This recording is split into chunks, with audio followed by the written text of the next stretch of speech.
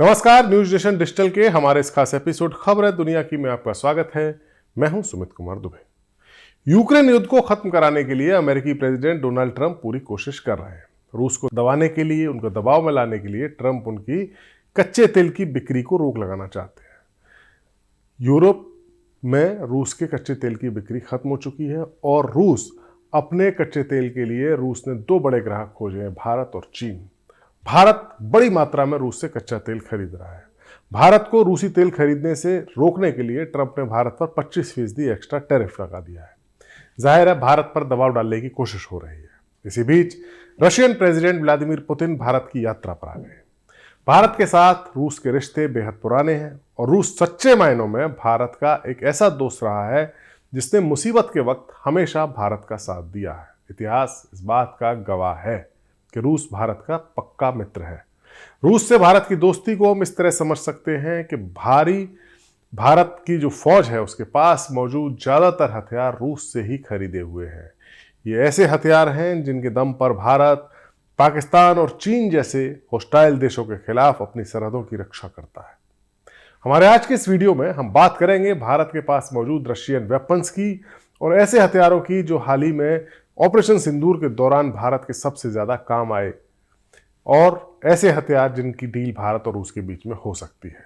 जब जब भारत की सीमा पर खतरा मंडराता है तब तब रूस के हथियार ही भारत की तलवार और ढाल बन जाते हैं। हाल ही में ऑपरेशन सिंदूर के दौरान इन्होंने कमाल दिखाया था।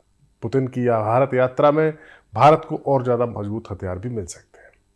भारत और रूस की जो दोस्ती है वो 1960 के दशक से पीछे जाती है। 1960 के दशक में जब भारत और चीन के बीच युद्ध हुआ था तब भारत की समझ में आ गया था कि अमेरिका जैसे पश्चिमी देश भारत को जरूरत के वक्त पर हथियार नहीं देते। तब भारत ने सोवियत संघ के हाथ थामना शुरू किया था। 1965 की जंग हुई पाकिस्तान के खिलाफ। 1971 की जंग जो पाकिस्तान के साथ हुई थी उसमें भारत को रूस ने काफी मदद की थी और रूसी जहाजों ने अमेरिकन नेवी का रास्ता भी रोका था। अमेरिका का 7वां बेड़ा बंगाल की खाड़ी की ओर रवाना हो चुका था। भारत का सबसे भरोसेमंद साथी रूस बन गया 1971 की जंग के बाद से। आज भी भारत की सेना में 60 से 70% हथियार रशियन मूल के ही है।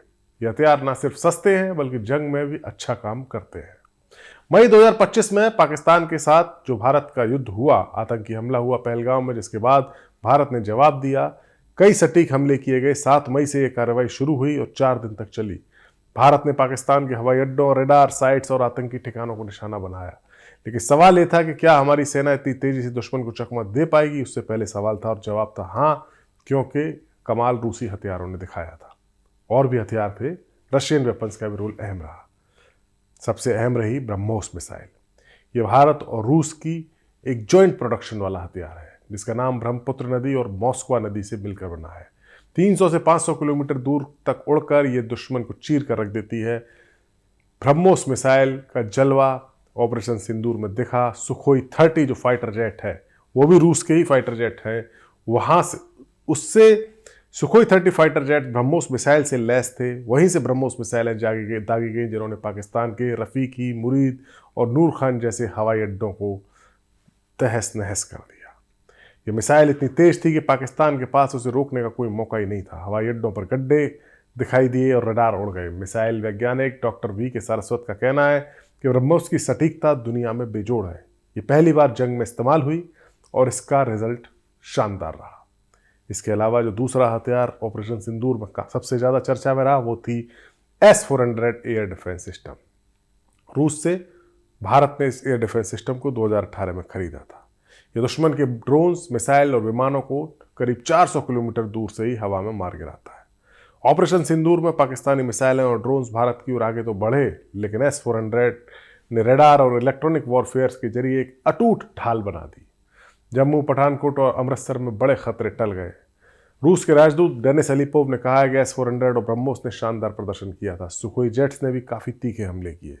ये विमान भारत में ही बनते हैं, रूस की टेक्निक से असेंबल किए जाते हैं।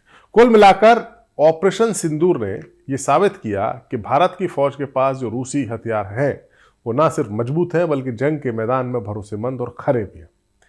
इस कामयाबी ने भारत की फौज में रूसी हथियारों के महत्व को और बढ़ा दिया। आज भारत के पास रूसी मूल के बहुत हथियार हैं। जो मुख्य हथियार उनको देखते हैं, इंडियन एयरफोर्स में 200 से ज्यादा सुखोई 30 MKI फाइटर जेट्स विमान है। ये बहुउद्देशीय विमान है, हमला करने, रक्षा करने, कई सारे काम में काम आते हैं। पुराने मिग 21 जिनको हटा दिया गया है, लेकिन मिग 29 जैसे 300 से ज्यादा विमान भी रशियन ही हैं। हालांकि कुछ को बदलने की योजना है। आर्मी में T-90 टैंक, जो भारत का सबसे ताकतवर टैंक है, वो रशिया का ही है। 2000 यूनिट का ये भारत में टैंक है। ये 1000 हॉर्स पावर वाले टैंक है। 60 किलोमीटर प्रति घंटे की रफ्तार से दुश्मन को कुचलने की क्षमता रखते हैं। T-72 टैंक भी 2400 की मात्रा में है। 2400 टैंक भारत के T-72 हैं, जो रशियन डिजाइन के हैं। तोपखाने में 2400 BMP-2 वाहन और BM-21 रॉकेट लॉन्चर है। इंडियन नेवी रशियन हथियारों पर बहुत निर्भर है। 4 अरिहंत श्रेणी की परमाणु पनडुब्बियां बन रही हैं उसी डिजाइन की। इनमें 2025 तक तैयार होंगी। चक्र सीरीज की परमाणु पनडुब्बियां रूस से लीज पर ली गई हैं। चक्र 2 2012 से है। चक्र 3 2028 से लीज पर आएगी, 28 तक लीज पर आएगी। कुल मिलाकर इंडियन नेवी के पास 16 से ज्यादा पनडुब्बियां रूसी मूल की हैं।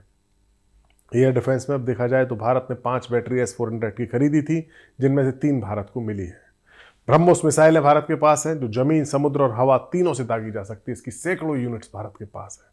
इसके अलावा इगला S मैनपेट जैसे छोटे एयर डिफेंस मिसाइलें भी हैं, जो हजारों की संख्या में। आंकड़े बताते हैं कि रूस की मदद के बिना या रूसी हथियारों के बिना भारत की सेना अधूरी है। हालांकि एक समस्या है, वो ये है कि रखरखाव में, मेंटेनेंस में भारत रूस पर निर्भर है। इसीलिए पुतिन की इस यात्रा में ये मुद्दा भी उठ सकता है। और अब बात पुतिन की इस यात्रा की। ये 23वीं भारत रूस की वार्षिक समिट है। पुतिन के रक्षा मंत्री आंद्रे बेलोसोव भी साथ में है।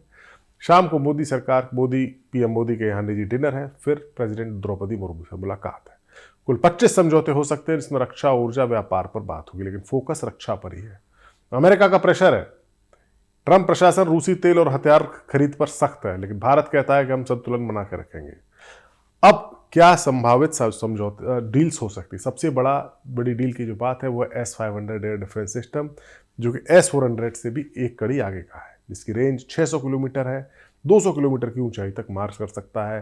पाकिस्तान और चीन की बैलिस्टिक मिसाइलों से बचाव के लिए जरूरी है। भारत इसमें इंटरेस्ट दिखा रहा है। फिर अतिरिक्त S-400 यानी मूल सौदे में 2 बैटरी अभी बाकी हैं। भारत ने 5 खरीदी थी, 3 भारत को मिली हैं, 2 अभी और बाकी हैं पिछले सौदे की। इसके अलावा भारत 5 और खरीदने की बात कर सकता है। इसकी कीमत $1.2 अरब है। इसके अलावा R-37M मिसाइल, जो 200 किलोमीटर रेंज की एयर टू एयर मिसाइल है, जो कि फाइटर जेट्स में इस्तेमाल होती है डॉग फाइट के लिए।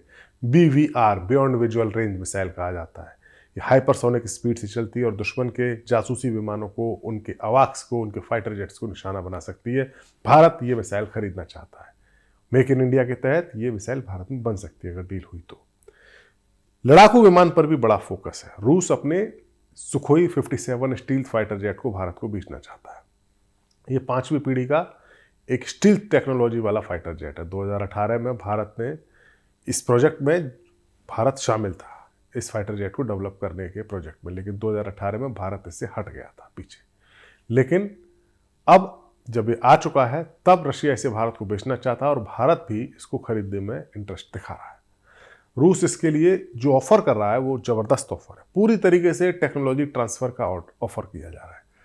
भारत कितने जेट खरीदेगा ये अभी क्लियर नहीं है, लेकिन भारत की कोशिश ये है कि भारत जो अपने 5वीं पीढ़ी का प्रोजेक्ट चला रहा है AMCA, उस पर इसकी खरीद का असर नहीं पड़ना चाहिए। लिहाजा ये माना जा रहा है कि भारत 2 स्क्वाड्रन इसकी खरीद सकता है।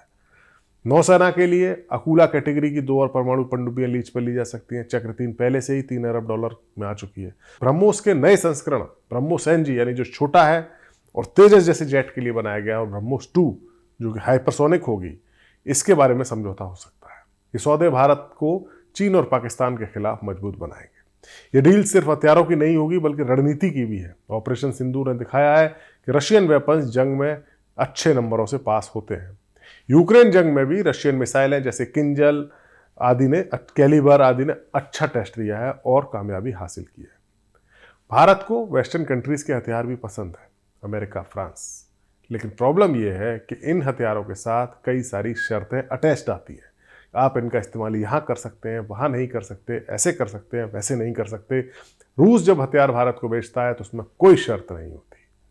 अमेरिका ने 1998 के परमाणु परीक्षण जब भारत ने किए थे तो उसके बाद भारत पर पाबंदी लगा दी थी, रूस ने नहीं लगाई। एनर्जी के क्षेत्र में भी रूस भारत की जरूरत का 35% कच्चा तेल दे रहा है। दोनों देशों के बीच का व्यापार 100 अरब डॉलर तक पहुंचाने का टारगेट है। हालांकि कई चुनौतियां भी हैं। सबसे बड़ी चुनौती तो यह है कि यूक्रेन के साथ जो जंग चल रही है उसकी वजह से सप्लाई चेन में काफ़ी ज़्यादा दिक्कतें आ रही हैं और यूक्रेन जंग के चलते रशिया से भारत को वेपन्स की डिलीवरी टाइम पर नहीं हो पा रही है। अमेरिका की पाबंदियां भी समस्या हैं। फिर भी भारत और रूस की पार्टनरशिप काफ़ी मजबूत है, जो समय के साथ साथ अपने आप को साबित कर रही है। हमारा वीडियो आपको कैसा लगा कमेंट सेक्शन में जाइए और अपनी राय हमें ज़रूर दीजिए। नमस्कार।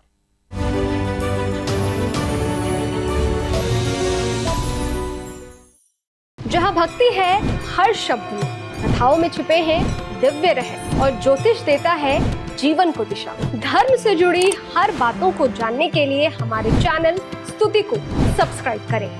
चैनल पर जाने के लिए इस लिंक पर क्लिक करें।